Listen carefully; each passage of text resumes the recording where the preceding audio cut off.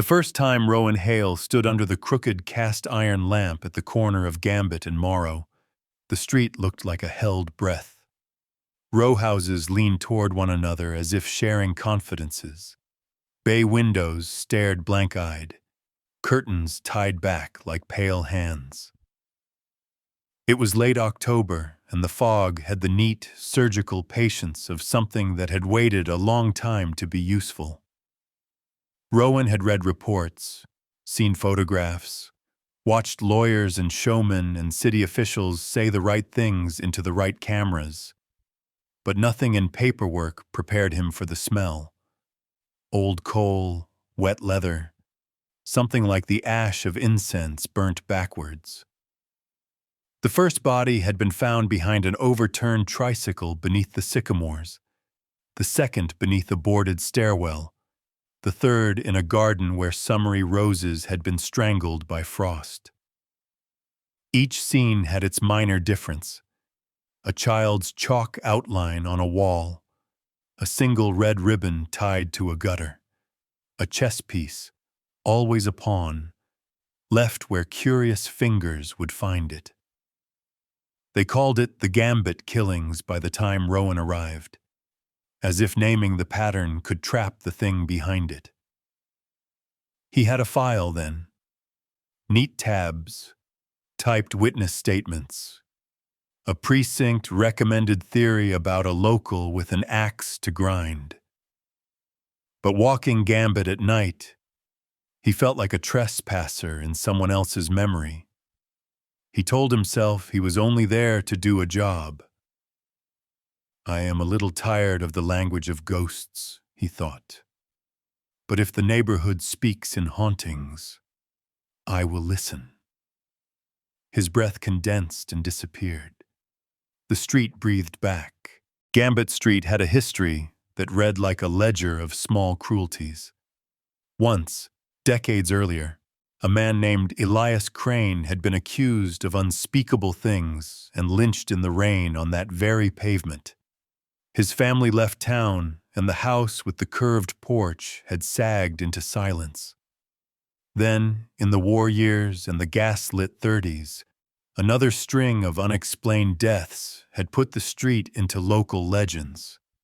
A woman left at dawn, a sound like a lullaby under the gulls, the neighbors swapping theories over fence posts. Rowan had found the old articles, brittle print describing a supposed serial who had never been caught. The Gambit Ghost, some called him, a name that made the current case feel less original and more inevitable. The modern victims had no obvious link: a retired seamstress, a night shift bartender, a teenager delivering groceries. But the pawn at each scene was a constant, small and obscene. People on message boards liked to draw lines between the old and the new, to pretend lineage and curses were proof the world was meaningful. Rowan didn't believe in curses. He believed in sequences. He believed in people who repeated patterns until whatever human impulse sat at their center hardened into ritual. Still, the pawn gnawed at him. Why a pawn, so humble and unremarkable? Someone wanted a message that read like child's play, but meant something else entirely, he told himself. There were edges to this case that felt like waiting teeth. He moved through Gambit like a cartographer of grief. He spoke to relatives who blinked as if he had touched a bruise, to ex-lovers who offered alibis like stale bread, to a retired school teacher who kept cigars in a drawer as if she fought the cold with nicotine and memory. Rowan monitored the communal rhythm of the street: a woman sweeping her stoop at dawn, a man with a broken knee wheeling out a bin at dusk, teenagers who clung to the corner like barnacles. At night, he listened to people confess things they would not say in daylight, their voices soft and conspiratorial. Detectives prided themselves on reading what people hid, and Rowan was good at it. good at finding the small, taut chords that connected a lie to a truth. Yet the more he mapped, the less tidy the connections became. The killer, if there was a single one, had been methodical enough to know how to vanish from CCTV angles and messy enough to leave errors. A dropped cigarette butt behind a hedge, a smear of makeup on the railing. Evidence-liked margins and missteps. The human hand always left its trace. He studied those traces like a man reading palimpsest. In one house, an old photograph fell from a frame when he nudged it. There, in the background, a small boy with an earnest face held a chessboard. Was this child's game a family ritual or a crime's blueprint? He wondered. A neighbor at a laundromat said, "They've always been like that, you know? Quiet. But there's this listening." Rowan wanted to tell the woman that neighborhoods do not listen. People do. Yet late at night, he found himself standing before the Crane house and hoping, against all professional instinct, that the place remembered something. The breakthrough came not with fanfare, but with a wrong turn. Rowan had been following a lead, a builder who'd done renovations in the area, and on his way back, a flicker of movement in an alley caught his eye. It was a small thing, a length of red ribbon caught on rusted chain link, the same red as had been left at one scene. He found it after midnight, fingers raw and numb, and the ribbon's fibers snagged like a thread unraveling an old sweater.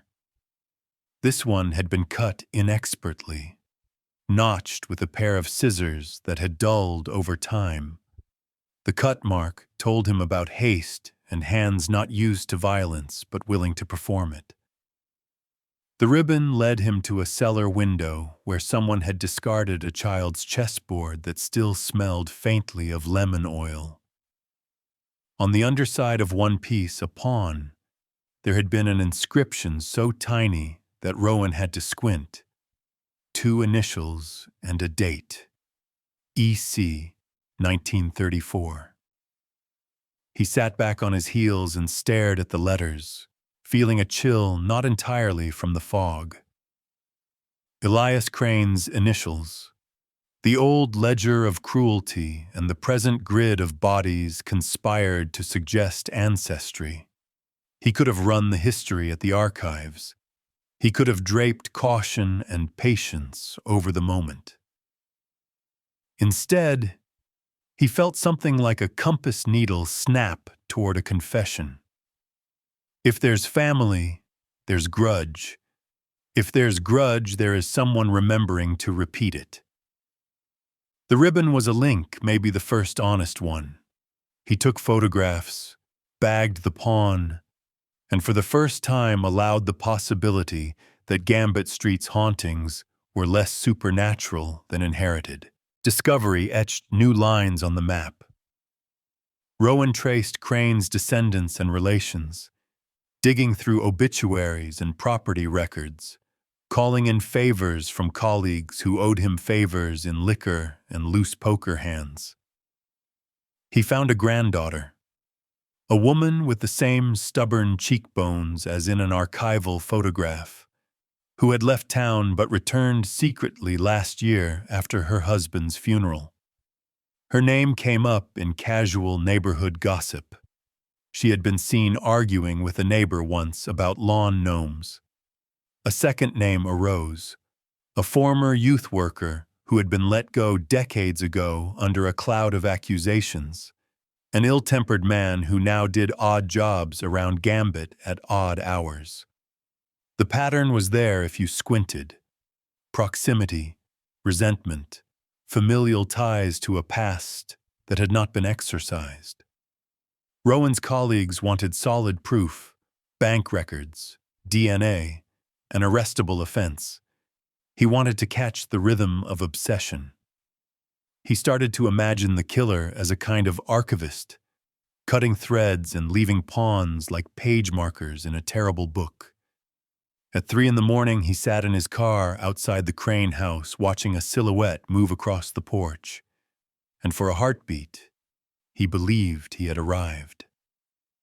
He followed and lost the figure in a maze of hedges. Breathless, frustrated, he felt the old fear that preyed on lawmen, that the thing you chased would always be one step beyond the horizon you had set for it. Yet he kept finding the same residue, a scent of lemon oil on a chess set, a child's handwriting in a margin. There was a method to the madness, a strange domesticity to the fury. People make killers out of grief left to rot, he thought. I wouldn't have believed it if I hadn't smelled it. The final night on Gambit Street fell like a planned desecration. It began with a call from a neighbor whose dog had been mutilated. A new cruelty that felt like a message rather than a misadventure. Rowan's instincts tightened. Someone was raising stakes, daring the city to look away. He spent the night moving between houses like a sentinel with a gambler's patience.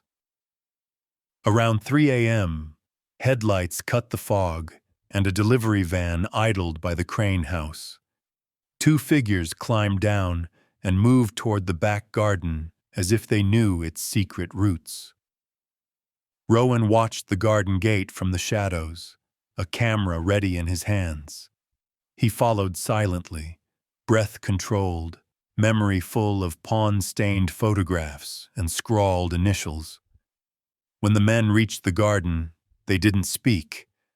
One lifted a chessboard like an altar and set it on the table. The other placed a pawn at its center. Rowan's finger tightened on the shutter. He stepped from the hedge and called, "Police!" "Freeze!" The sound of his voice scraped along the silence. There was a stunned staccato of movement. Then one of the men lunged. Rowan felt a fist knock the breath from him. The world went thin and bright around the edges. He fought, old training and raw panic knitting together, until he pinned the man to the ground. The second man turned and ran, but Rowan had ears for the sound of measured steps and the shape of an escaping silhouette. In the small scuffle, he tore back a sleeve and revealed a tattoo. On the man's wrist, a tiny pawn inked in a childish hand, and beneath it a date. 1934. In the hospital light, the man in cuffs would say many things. He spoke mostly in fragments and angry calm, his voice rasping, as if speech were a foreign instrument he had to relearn. "It wasn't me. It's tradition," he said at one point. "We keep him. We keep him because he won't be forgotten." Rowan listened as if to a confession and tried to keep the thin blade of his professional distance. The arrested man was not a lone genius of violence. He was a keeper of a story that had been passed like a secret recipe, measured out in grief and revenge. The granddaughter of Elias Crane came forward in tear-racked statements, a family neglect that bred obsession in a line she had thought distant, an elder's late-night letters about injustice and the need to balance accounts. The murderer, if murderer was the right moniker for an inherited practice, had fashioned himself as an executor of memory. He believed, grotesquely, that he was righting wrongs by recreating a pattern of loss. What he had not anticipated was the cumulative weight of the world catching up. Police work with its small insistence on paperwork and witness statements. People who would not let a myth become a murder spree. Rowan sat through interviews and exams and the slow mechanical process of justice. He watched the neighborhood as it exhaled, and then, uncertainly, tried to breathe differently. There were vigils, then remonstrations, then a city council member who spoke about healing and funds for community outreach. All of it was a public soundtrack to a long, private undoing. When it was over, Rowan returned to the corner lamp on Gambit and listened to the street like a man who had paid a debt he did not understand was his. There were fewer ribbons now, and the pawn no longer appeared on porches. People walked a little freer, though some corners still carried the residue of suspicion. He kept the pawn he had found under evidence lock for a time, a small, ugly artifact of repetition, and sometimes, on nights when fog folded around the houses like a warning, he would take it out and turn it in his palm. We are always descendants of something, he thought, and sometimes our descendants are monsters only because no one taught them otherwise. He had not solved every mystery on Gambit Street. Wrongs of decades do not unmake themselves in a single arrest. But the killings stopped, and on a spring morning a child chalked a sun on an otherwise blank stoop. Rowan watched from a distance as the child ran in calloused, earnest circles and then came to the gate, offering the chalk with a grin. "Want to draw?" the child asked. Rowan could have said he was busy, that police work took a man. Instead, he sat on the stoop and for a brief and luminous hour drew with a small hand the shape of a rook and a pawn, side by side, a little truce on a street once given over to ghosts.